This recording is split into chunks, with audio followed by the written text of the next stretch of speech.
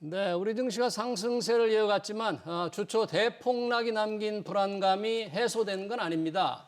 네, 인공지능 거품이 터질 거라는 경고음도 계속 울리고 미 연준이 조속히 금리를 낮춰야 한다는 주장도 나오고 있죠. 네, 폭락장에서 벗어난 증시, 과연 추세적인 반등으로 확실하게 돌아선 건지 두 분의 얘기를 들어보겠습니다. 이종환 한양대 경제금융대학 교수, 염정 IM증권 신사업추진팀 차장 나오셨습니다. 두 분 어서 오십시오. 네, 안녕하세요. 반갑습니다. 자, 우리 증시 연이틀 상승세를 보이고 있습니다. 주초 폭락을 좀 확실하게 벗어나는 듯한데 오늘 시장에 삼성전자의 큰 뉴스가 날아들었죠. 그동안 기대했던 엔비디아의 고대역폭 메모리 HBM이 품질 검증을 통과했다. 로이터 통신이 보도했는데 삼성전자는 약간 부인하는 듯한 그런 또 공시를 했어요. 네. 염정 차장님, 이게 네. 어떻게 된 겁니까? 로이터의 보도와 네. 삼성전자의 입장 어떻게 나온 거예요? 일단은 삼성전자의 엔비디아향 퀄 테스트 통과에 대한 보도는 사실 몇 차례 있었습니다. 오늘 처음 있었던 내용은 아니죠. 네. 오늘 이제 장 초반부터 이와 관련된 뉴스로 인해서 진위 여부를 좀 검증을 했었지만 삼성전자는 여전히 확인 중이다. 사실 부인을 한 건 아니고 부인한 건 아니고요. 네, 부인이라기보다 확인 중에 있다 정도로 해석하시면 될 것 같고요. 지금 업계에서는 삼성전자의 엔비디아향 퀄 테스트 통과는 시기의 문제이지 여부의 문제는 좀 아니다라고 좀 이야기들을 하고 있습니다. 실제로 삼성전자도 2분기 컨퍼런스 콜을 통해서 지금 퀄 테스트를 통과 진행 중에 있고 3분기 양산 그리고 4분기부터의 공급 계약은 이루어질 것으로 좀 긍정적인 메시지를 좀 보였다라는 점에서 지금 시장에서는 말씀드린 대로 시기의 문제이지 이에 대한 여부가 옳고 틀리고의 문제는 좀 아니다라고 보고 있습니다. 그래요? 네, 예. 시기의 문제일 뿐이다. 저는 이제 로이터 통신이 통과했다고 보도하니까 삼성전자가 보통 같으면 뭐 아직 확인하기 어렵다라든지 이 정도로 좀 나올 줄 알았는데 현재 테스트 검증이 통과 중이다 이러니까 뭔가 통과된 뉴스하고 좀 거리를 두려나? 그래서 조금 분명하게 이렇게 아직 안 됐다고 확실하게 얘기하지 좀 그런 의미 좀 들었어요. 네, 여기서 뭐 특별히 시장에서 오늘 보인 반응은 네. 삼성전자의 답변보다 시장에서 보인 반응을 보면 알 것 같습니다. 지금 삼성전자 4%대 상승 중에 있고요. 그에 대한 답변을 크게 개의치 않는 모습이다라고 보시면 될 것 같습니다. 그러네요. 네. 우리 이종환 교수님은 이제 뭐 국내 금융, 글로벌 금융 그분이 상당히 전공을 하고 있는데 이 증권 관련해서 지금 삼성전자 얘기를 잠깐 하고 넘어가고 싶은데 엔비디아 입장에서 볼 때 삼성전자가 굉장히 간절히 필요한 거겠죠? 사실 이제 수요와 공급의 문제라고 말씀드릴 수 있겠는데요. 엔비디아의 어떤 HBM, 그 고대형 반도체, 메모리 반도체에 대한 수요는 굉장히 많습니다. 이것이 결국은 GPU라든지 개발에 있어서 속도를 늘리는 데 핵심이 되기 때문에 굉장히 많다라고 볼 수가 있는데, 근데 이제 이것을 판매하는 사람이 적다라고 하면은 가격 정책에 있어서 손해를 볼 수밖에 없는 구조다라고 이해하시면 될 것 같습니다. 결국은 공급자들이 여러 명이 있어야 적절한 가격에 물품을 안정적으로 재고를 받을 수가 있는데 공급자가 하나, 지금 뭐 하이닉스가 대표적인 공급자라고 이야기할 수 있는데 공급자들이 여러 명이 아니라 그러면 이제 가격도 좀 높게 줘야 되고요. 그다음에 공급 물량 역시 이제 제때 공급하기 어려운 상황들이 발생하면서 생산 공정 자체에 차질이 있을 수밖에 없기 때문에 이게 전반적으로 문제가 될 수밖에 없는 상황이다라고 보시면 될 것 같고 오히려 이제 삼성전자의 이런 고대형 메모리 HBM3 이 개발을 가장 원하는 사람이 엔비디아란 말이 있을 정도로 지금 공급망 확보에 대해서 공급망 안정성 확보에 있어서 굉장히 노력 중이다라고 보시면 될 것 같습니다. 네, 좀 수요 입장에서 보면 공급하는 곳이 더 많으면 좋을 테니까 엔비디아도 원하고 있지만 아직 삼성전자의 공식 발표로는 아직 확실하게 통과된 것 같지는 않죠. 염정 차장님 이제 시간의 문제일 뿐이다 이렇게 주셨는데 자 이런 상황에서 삼성전자가 주가 대폭락 때 뭐 10% 이상 떨어졌지 않습니다. 그러다가 이제 어제 오늘 이렇게 회복을 했는데 지금 그러면 아주 많이 떨어진 상태에서 이른바 저가 매수의 적절한 타이밍이다. 혹시 그렇게 보십니까? 염차장님 어떻게 보십니까? 일단은 삼성전자 같은 경우에는 기존의 다른 미국의 빅테크 종목들이라든지 SK 하이닉스와는 주가의 방향이 좀 다르게 갔었죠. 방향이 다르게 갔다라기보다 엔비디아라든지 SK 하이닉스 쪽에 대한 상승폭을 삼성전자는 그만큼 따라가지를 못했었습니다. 그 부분은 HBM 시장에 대한 진입이 조금 느리다라는 SK 하이닉스 대비 느리다라는 시장의 반응이었었고 여기서 삼성전자는 오히려 많이 재미도 못 갖고 그렇다고 해서 뭐 사실은 뭐 거기서 이번에 과도하게 좀 낙폭이 컸었죠. 네. 그 월요일 하루에만 10% 급락이 그러니까요. 있었고요. 어제 오늘 반등이 나왔지만 도합 한 5에서 6%밖에 되돌리지 못하고 있는 상황. 그렇기 때문에 업계에서는 삼성전자의 지금 뭐 HBM 뭐 엔비디아 양에 대한 퀄테스트 통과 여부도 있지만 네. 업황에 대한 개선 그리고 2분기 실적에서 보여줬었던 반도체 그리고 디램 시장이라든지 업황 전반적인 부분에서는 지금 개선되고 있기 때문에 어찌 보면은 AI 반도체 쪽에서 수혜를 받지 못했었던 부분이 후에는 좀 다른 쪽으로도 영역이 확장되면서 삼성전자는 지금 과도한 과매도 구간에 있었고 지금 7만 원 초반대까지 빠졌다라는 부분은 매수 타이밍이다라고 시장에서는 보는 것 같습니다. 네. 뭐 어제 뭐 최근에 폭락에도 불구하고 증권가에서는 삼성전자의 목표가를 여전히 유지를 하고 있고 네. 대략 한 10만 원에서 12만 원 사이까지의 목표 주가를 좀 가지고 있는 만큼 삼성전자에 대한 뭐 시장에서의 기대 그리고 개인 투자자들에 대한 믿음이 여전히 좀 강하다라고 볼 수 있겠고요. 예. 지금 7만 5천 원 선에서 지금 움직이고 있습니다. 이에 대한 부분은 많은 투자자들이 사실 기다렸던 가격대이기도 합니다. 그런 부분에서 지금 다시 한번 수급이 좀 들어오고 있고요. 여기에는 좀 아쉬웠던 부분은 최근에 반도체 중심으로 우리나라 대형주들에 대한 외국인들의 매도세였거든요. 제가 그게 참 궁금해요. 네. 왜냐하면 개인들은 계속 사고 있는데 외국인들은 특히 삼성전자, 뭐 코스피 시장의 삼성전자를 굉장히 좀 많이 줄기차게 순매도하고 있거든요. 네. 왜 그럴까요? 삼성전자뿐 아니고 SK하이닉스도 마찬가지였고요. 뭐 대형주 단에서 코스피 대형주 단에서의 뭐 현대차라든지 우리나라 대형주 중에 대형주 많은 종목들에 대한 외국인들의 매도세가 최근에 있었습니다. 네. 이 부분은 특정 종목에 대한 부분이라기보다 그냥 지수에 대한 부분을 좀 그간의 어떤 자금 이동에 대한 뭐 앞뒤에 또 이야기를 하겠지만 뭐 엔캐리 청산에 대한 과도한 조금은 좀 반응이라고 볼 수 있겠고요. 네. 그런 부분에서 일단은 우리 시장 자체에 대한 부분을 좀 신흥국 지수에 대한 부분을 좀 빼지 않았나라고 좀 생각하고 있습니다. 네, 지금 외국인들이 코스피에서 특히 코스피 시장에서 줄기차게 순매도를 하고 있는 반면 전반적으로 이제 지수를 매각한다 이렇게 표현을 하셨는데 또 코스닥 시장에서는 외국인들이 좀 사고 있습니다. 그런 면은 조금 왜 코스피는 팔고 코스닥은 사는지 혹시 뭐 어떤 업종을 뭔가 선택을 하고 있는 건 아닌지 조금 궁금한데요. 그건 나중에 한번 좀 네, 얘기 알겠습니다. 들어보기로 하고요. 전반적으로 인공지능 반도체, 삼성전자를 비롯한 인공지능 반도체에 뭔가 이 빅테크의 거품이랄까, 주가가 너무 많이 올라오지 않았나 이런 얘기들이 좀 많이 있는 편이잖아요. 그런 부분들에서 혹시 이 교수님은 어느 쪽을 좀 생각하십니까? 사실 이게 그 AI 기술이라는 게 펀더멘탈 기술이라고 이야기합니다. 이제 네. 범용 기술을 통해서 모든 산업을 발전시킬 수 있는 기술이라고 생각을 했고요. 작년에 결국 챗 GPT가 본격적으로 나오기 시작하면서 올해 뭐 생산성이 한 7% 정도 오르지 않을까라는 약간의 장밋빛 기대 같은 것도 시장에 좀 형성이 되고 특히나 이제 그 엔비디아를 중심으로 반도체 판매 실적이 좋다 보니까 이런 것이 실현화되는 것이 아니냐라는 의견들도 좀 있었습니다. 근데 이제 아무래도 이게 투자에 비해서 속도가 조금 느리게 나오고 있다. 그러니까 생산성 증가 자체가 예측보다는 늦게 나오고 있다는 평가들이 지속이 되면서 결국은 7월 중반부터 이제 고평가론이 계속 나오고 있거든요. 투자 대비의 성과가 좀 생각보다 느린 것 같다라는 의견들이 나오면서 빅테크, 매그니피센트 7 주식 자체가 전반적으로 하락하는 양상을 보였다. 고점에 내려온 양상을 보였다라고 말씀드릴 수 있겠고요. 그렇지만 이 기술 자체가 펀더멘탈한 거는 맞다라고 거의들 인식을 하고 있기 때문에 근데 이 속도에 있어서 얼마나 빠르게 그리고 얼마나 광범위하게 될 것이냐 그러니까 생산성 향상이 예측보다 느리긴 하지만 진행될 것이다라고는 많은 전문가들이 보고 있고 근데 아무래도 그 흔히 말하는 대규모 언어 모형의 발전이란 것이 굉장히 어떤 우리나라 어시스턴트라고 이야기하죠. 우리나라 시스템 전체를 바꿀 수 있는 전 세계 시스템 전체를 바꿀 수 있는 이런 기반이라 보기 때문에 시간은 걸리지만 바뀌긴 바뀔 것이다. 그럼에도 불구하고 예측보다는 조금 속도가 느린 거 아니냐라는 평가가 맞다라고 보시는 게 어떨까 이렇게 생각을 하고 있습니다. 방향은 계속 가는 쪽이다. 교수님도 그런 쪽으로 보시는 거네요. 이 외국인들의 매수세 한번 조금 더 매도세. 이 코스피에서는 지속적인 매도. 코스닥에서 조금 사는 게 혹시 업종을 뭐 선택하는 건 아니에요? 지금 최근에 이제 말씀 앞서서 하신 대로 이제 7월 중순을 기점으로 해서 엔비디아의 주가가 상승폭을 좀 올려가지 못하고요.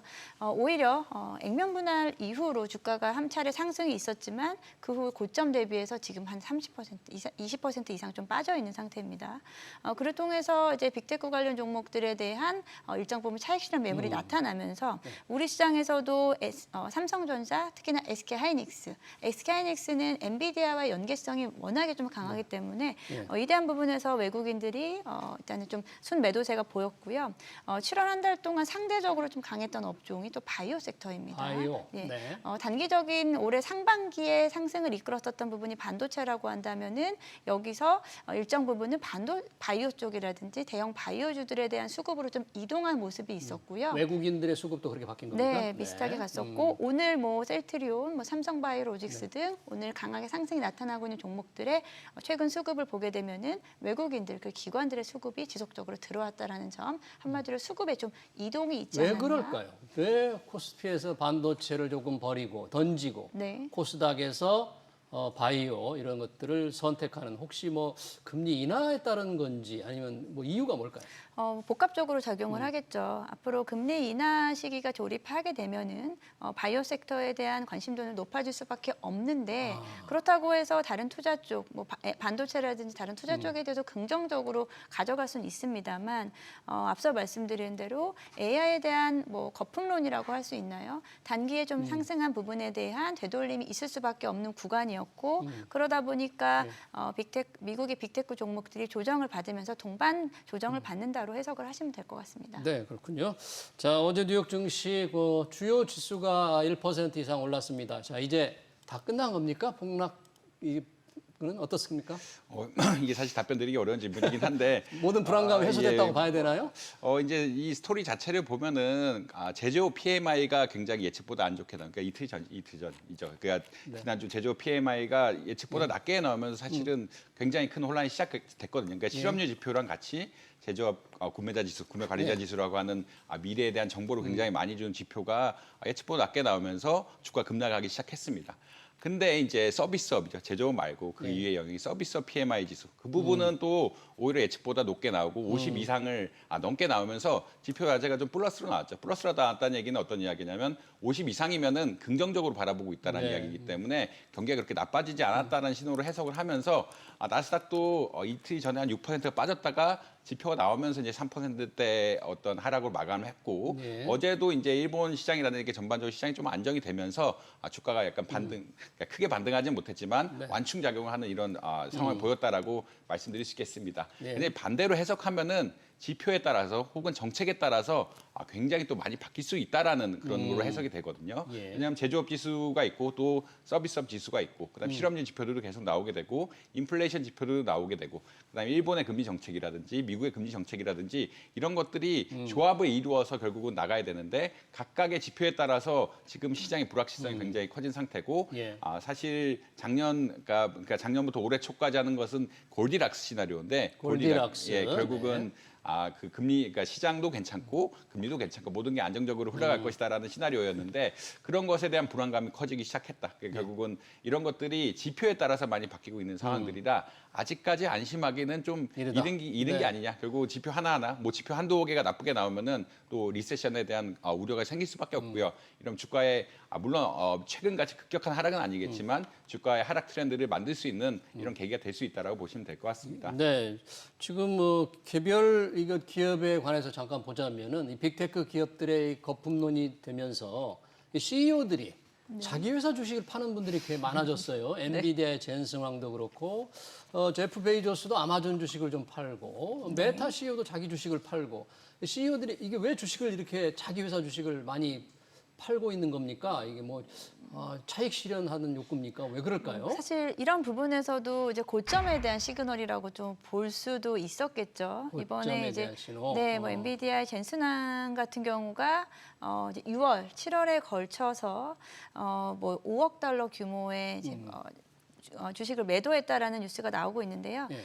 사실 이 부분은 사전에 매도 계약을 이미 맺고 이에 대한 부분은 증권거래소에 제출을 하고 계획하에 진행하는 것입니다. 근데 6월에서 이제 7월 사이 지금 엔비디아의 고점이 이제 7월 중순 정도로 보게 된다라고 하면은 지금 6월부터 차근히 좀 준비를 해간 게 아닌가라고 좀 생각하고 있고요. 예. 7월에는 말씀드린 엔비디아 액면 분할 이슈가 좀 있었죠. 예. 그에 대한 부분을 기점으로 해서 조금은 좀 비중을 줄여가는 이에 대한 부분에서 사실 투자자들 입장에서도 좀 비슷한 맥락으로 같이 움직이면 좋겠지만 주가는 계속 오르고 있다 보니 사실 판다는 게 더 쉽지 않은 상황이잖아요. 근데 여기서는 이제 뭐 앞서서도 말씀하신 대로 많은 CEO들이 주가를 좀 팔 수 있다라는 것 네. 또는 반대로 주가가 좀 빠졌을 땐 자사주 매입을 하잖아요. 예. 그런 식으로 시그널을 좀 활용을 하시면 좀 좋을 것 같다. 네. 최근에 재미있는 예로 예. 우리나라에서도 최근에 좀 진짜 많이 오른 종목이 삼양식품입니다. 삼양식품 그럼요. 그렇죠. 네. 불닭볶음면 삼양식품도 정말 목표가가 계속 올라가면서 고점에서 그 이해관계자가 또 매도하는 사건이 경영진 있었죠. 맞습니다. 대주주들. 그 네. 관련된 네. 손녀라고 제가 기억을 하고 아, 있는데 그래요? 매도 시그널이 나오고 나서 주가는 사실 좀 지속 빠졌다라는 점에서 일정 부분은 이런 부분이 좀 뭐 예견된 상황이 아니었나라고 생각을 하고 있습니다. 그러니까요. 이 빅테크 기업들의 CEO들이 지금 말씀하신 대로 우리 염정 차장님 말씀하신 대로 젠슨 황 그리고 제프 베이조스, 마크 저커버그 다 자기 주식을 상당 부분 덜어냈습니다. 그걸 좀 투자자들 좀 유념해야 되겠다 그런 말씀해 주셨고요. 이런 폭락 상황을 일각에서는 이제 2008년 글로벌 금융 위기와 비교를 하는 분들도 있고 그때와 어떻게 다르냐 이렇게 본 측도 있는데 그때와 좀 많이 다르다 2008년 이렇게 보는 측이 있어요. 우리 교수님 보시기에는 다른 겁니까? 뭐 비슷한 겁니까? 어떻게 판단을 해야 할까요? 제가 보기에는 좀 다르다라고 보시면 될 것 같고요. 2008년에는 우리가 몰랐던 시스템 리스크가 있었습니다. 시스템 리스크라는 게 시스템 리스크. 예. 결국 부동산 가격이 좀 거품이 생기게끔 하는 어떤 파생 상품의 발전, 흔히 말하면 MBS 같은 것들, MBS를 또 트렌치로 만드는 여러 가지 파생 상품의 발전에 따라서 부동산 가격에 거품이 생겼고 거품이 금융 어떤 기관 내에서 파급이 될 수 있을 정도의 어떤 메커니즘이 모르는 메커니즘이 구성이 되어 있었고 예. 그것에 대해서 관리 감독, 새로운 메커니즘, 파생 상품의 발전에 따라서 새롭게 이런 것들이 구성이 되다 보니까 평가라든지 금융 감독 당국의 관리가 좀 안 되었던 측면들이 있습니다. 그렇기 때문에 한번 이제 부동산 거품이 꺼지니까 예. 이 꺼지는 어떤 자산 가격의 효과가 금융기관 전체를 통해서 파급이 되고 금융기관이 파급이 되면서 실물 경제에 영향을 미쳤던 이런 상황이라고 보시면 될 것 같고요. 근데 이제 지금 AI 같은 경우에는 이게 시스템 리스크라고 보기에는 조금 그러니까 투자를 많이 해서 성과가 안 나오고 있긴 하지만 이게 시스템 리스크냐, 우리가 몰랐던 리스크냐, 혹은 예측보다 조금 천천히 가는 것이냐 이런 좀 차이가 있습니다. 네. 그때는 2008년만 해도 몰랐던 시스템 리스크가 금융시장을 통해서 발현이 된 거라고 보시면 될 것 같고 지금은 개별 기업들이 투자를 하고 있는데 투자 성과가 생각보다 안 나오고 있다. 좀 진척이 안 되고 있다라는 평가가 많기 때문에 그런 펀더멘탈한 이슈는 아닌 것 같다라고 보시는 게 맞은 것 같고 예. 그럼에도 불구하고 뭐 리세션이라든지 이런 것들은 이런 실적이라든지 전반적인 경제 흐름 이런 건 관계는 있지만 2008년처럼 금융 자체 어떤 우리가 몰랐던 리스크가 발현이 되면서 전 시장에 빠르게 퍼져나가서 실물 경제까지 미치는 영향을 미쳤던 이런 상황하고는 좀 결이 다르다라고 보시면 될 것 같습니다. 그러니까 관련 기업들의 어떤 기초 체력이 근본적으로 흔들리지 않고 있다. 그리고 당시 2008년대는 금융 시스템 문제, 금융 불안 문제가 있었는데 지금은 그 정도는 아니기 때문에 2008년 금융 위기와는 좀 다르다고 우리 교수님 평가해 주셨고요. AI 거품론에 대해서 다시 좀 들어가 본다면 그 과정에서 빅테크 기업들의 주가 좀 조정이 많이 있고 하락이 있는데 혹시 다 빠지지 않는다거나 빅테크 기업들 간에도 차별화가 이루어지는 그런 모습은 혹시 안 보입니까? 어떻습니까? 일단 미국 중심으로는 전반적으로 대부분 빠졌다라고 좀 생각을 하시면 될 것 같고요. 예. 그 빠지기 직전부터 사실 일부 시각에서는 AI에 대한 거품이라기보다는 앞서 말씀하신 대로 지금 우리가 기대했던 수준보다는 빠르게 수익이 돌아오지 않는다거나 생산성에 대한 의구심이 좀 커졌습니다. 1분기 실적 발표 때는 긍정적인 가이던스를 가져갔지만 2분기 실적 발표에서는 오히려 하반기에 컨센을 좀 낮추는 그리고 목표치를 좀 낮추는 이런 기업들이 많이 발생하다 보니까 시장 전반에서는 AI 투자에 대한 부분을 조금은 좀 어떻게 보면은 앞서서 말씀드린 대로 각 CEO들이 거기서 또 지분에 대한 정리를 좀 하는 부분과 맞물려 가면서 AI에 대한 조정이 좀 나오지 않았나라고 좀 생각을 하고 있고요. 예. 여기에다가 저는 또 이번에 이제 역시나 시장에서 AI에 대한 기대감은 크다는 건 알고 있습니다만 저는 작년을 좀 생각을 많이 해봅니다. 작년에, 작년도에 사실 2차 전지 붐이 나타났을 때 그랬었죠. 정말 선제적인 투자라든지 그리고 증설에 대한 이야기 좀 많이 부각이 됐는데요. 이게 오히려 주가에는 좀 발목을 잡고 있습니다. 올해는 너무 많이 이제 증설이라든지 캐파를 증설하고 투자에 대한 부분이 이루어지다 보니까 그에 따라가지 못하는 수요와 그리고 공급이 나타나고 있고요. 지금 AI 쪽도 저는 그 부분은 조금은 좀 신경을 써야 된다라고 생각하고 있습니다. 빠르게 빅테크 기업들이 투자에 대한 부분을 늘리고는 있지만 이 부분을 다 수용할 만큼의 수요가 빠르게 뒷받침해주냐에 대한 부분, 이 부분은 좀 확인을 하고 싶다라는 생각이 들고 있고요. 네. 그래서 AI 뭐 거품론까지 이야기하긴 그렇지만 그 속도적인 부분에서는 지금 숨고르기를 하고 있는 상황이지 않나라고 보고 있습니다. 네, 이제 빅테크 기업들이 이제 투자가 필요하지만 투자를 하는 데 따라서 과연 수요가 못 미치면 그렇게 해서 투자를 조금 줄일 경우에 자칫하면 과소 투자가 돼서 과잉 투자보다 뭐 위험이 크다. 어떤 분은 또 그렇게 또 얘기를 했던데 이 빅테크 기업들의 향후 주가 전망, 실적 전망을 좀 지켜봐야 될 것 같고요. 지금 이번 주가 폭락의 근원이 됐던 미국 경기의 어떤 경기 침체 불안, 이른바 아래 공포, 이거를 잠재우기 위해서는 제레미 시걸 와튼 경영대학원 명예교수시네요. 이분은 뭐 당장 연준이 금리를 0.75%포인트 낮춰야 된다. 당장. 그리고 9월 또 FOMC에서도 또 그 정도 낮춰야 된다. 이렇게 주장을 했는데 이런 주장은 어떻게 해석하세요? 사실 이런 주장들은 기존의 주장들과 좀 맥이 같이 한다고 보시면 될 것 같은데 연준이 금리 인하가 너무 늦었다라는 그런 주장들과 좀 맥이 같이 한다고 보시면 될 것 같습니다. 네. 그러니까 고금리 5.5%의 기준금리가 너무 그러니까 오래 가면서 이러한 것이 결국은 고용시장에 부정적인 영향을 미치는 것이 아니냐라는 그런 의견들을 밝히고 있고요. 예. 사실 고용시장 역시 그렇게 타격적으로 변하지 않는다고 하면 이런 것이 누적이 되면서 5.5%의 고금리 기간이 누적이 되면서 부정적인 효과, 흔히 말하는 리세션으로 가는 게 아니냐라는 의견을 일단 피력했다라고 보시면 될 것 같습니다. 예. 이러한 어떻게 보면 추세를 돌리기 위해서는 시걸 교수는 이게 좀 빨리 금리를 내려서 시장에 정확한 시그널을 줘야 된다라는 이야기를 할 수가 있는데 근데 연준의 입장에서는 사실 이게 좀 부담스러운 게 사실이거든요. 네. 왜냐하면 이제 물가 지표도 아직까지 지금 3% 조금대 아래로 내려가긴 했지만 2% 수준에 자리 잡혀 있지 않고요. 예. 그다음에 인플레이션이라는 게 가장 문제가 되는 게 또 내려가다가 올라가게 되면은 계속 지속적으로 상승하는 그런 추세가 있습니다. 아무래도 미국 같은 경우에는 계약 기간이 짧고 인플레이션이 임금에 빨리 반영이 되고 임금에 빨리 반영이 되면은 또 임대료에도 빨리 반영이 되고 이런 것들이 흔히 말하는 부정적인 사이클이 그릴 수가 있기 때문에 보수적으로 운영하는 이런 경향들은 있다라고 아마 이해하시면 될 것 같습니다. 결국은 연준에서는 빨리 내리면은 뭐 시장은 회복되겠지만 혹시나 빨리 내렸을 때 부작용이 생긴다라고 하면은 이것을 치유하는 데는 기간이 훨씬 오래 걸릴 수밖에 없거든요. 그러니까 인플레이션은 이 부정적인 사이클을 그릴 수 있는 가능성이 너무나 높기 때문에 결국은 이 보수적으로 가는 게 일반적으로 맞다라고 생각을 하고 있고요.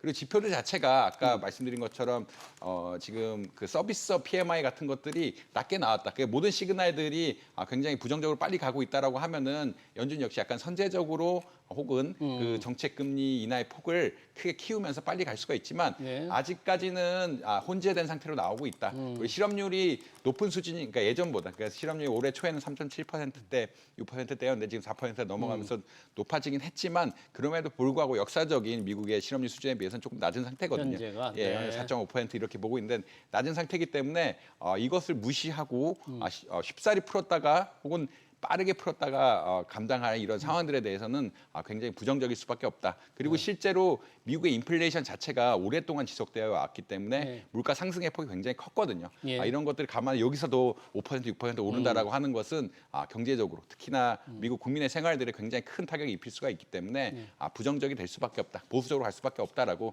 일단 보시면 될 것 같습니다. 네, 국내 시장 뉴욕 증시 반등을 했고 우리 시장 연이틀 이제 회복이 되니까 증권회사들에서는 지금 어떻게 봅니까? 이게 추세적인 반등으로 확실히 간다 이렇게 보는 건지 얼마 전 폭락 전에만 해도 우리 코스피 조만간 이제 3천 고지에 올라설 거다 이런 낙관적인 전망이 많았는데 그 전망 혹시 차장님 아직도 유효? 하십니까? 사실 조심스러운 부분이고요. 이제 증권사마다의 어떤 뷰가 좀 다르기도 하고, 저도 이제 회사 뷰와 저희 뷰가 좀 더 다른 부분이 회사 뷰는 어떻습니까?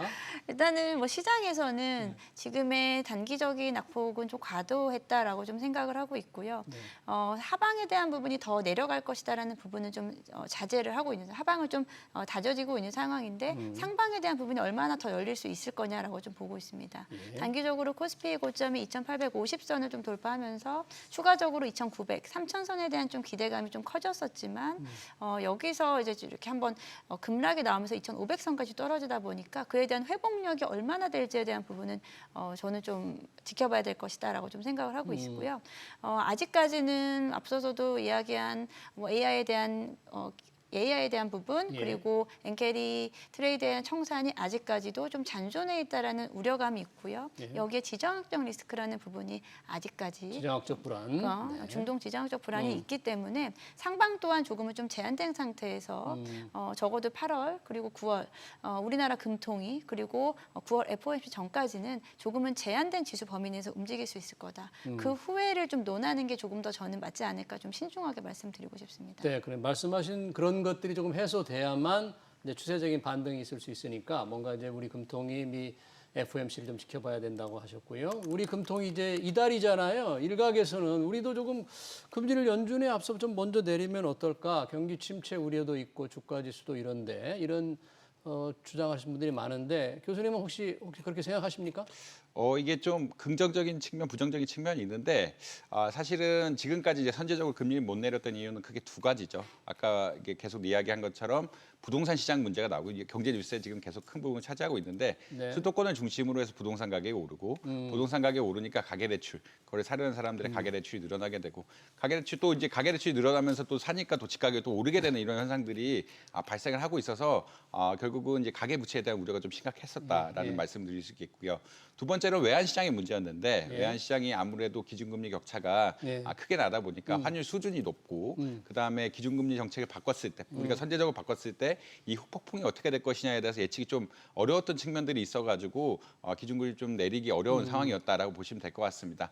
근데 이제 최근에 결국 미국이 기준금리를 내릴 것이 어느 정도 확실시 되고 있고 그렇기 때문에 특히나 이제 일본의 기준금리를 올리면서 외환시장 자체에 대한 좀 불확실성은 좀 해소가 되면서 환율이 좀 안정되고 있는 상황이긴 하거든요. 예. 그럼에도 불구하고 가계부채 문제가 지금 해결이 안 돼 있고 지금 부동산 관리 대책을 내놓는다라고 지금 이야기를 하고 있기 때문에 네. 부동산 시장에 대해서 정부가 어떻게 공급을 하고 대출 같은 것들을 어떻게 막아서 가격을 안정화시킬 거나 이런 정책이 나올 거라고 생각하고 있기 때문에 정책 공조 역시 중요하거든요. 이런 정책들이 나오면은 시장에서는 적어도 2, 3분기 정도는 봐야 되는 이런 상황이고 같이 금리를 내리면서 부동산 안정화 정책을 낸다는 거는 안 맞는다. 안 맞는 결이 안 그래서 맞는 정책이라고 사실. 앞서서 금리를 한국은행이 내추면 좀 안 되겠다 이렇게 생각하시네요. 예, 일단은 정책의 결이 그러니까 부동산 안정화 정책이 내면서 기준금리 낮춘다는 것은 사실 좀 가계부채 우려가 심한 상황에서 조금 어려운 정책이지 않나 개인적으로 그렇게 평가를 하고 있습니다. 네, 잘 알겠습니다. 증시 반등과 향후 투자 전략 그리고 한국은행의 통화 정책 방향까지 토론 여기서 마치겠습니다. 지금까지 이종환 한양대 경제금융대학 교수, 염정 IM증권 신사업 추진팀 차장이었습니다. 두 분 고맙습니다. 수고하셨습니다.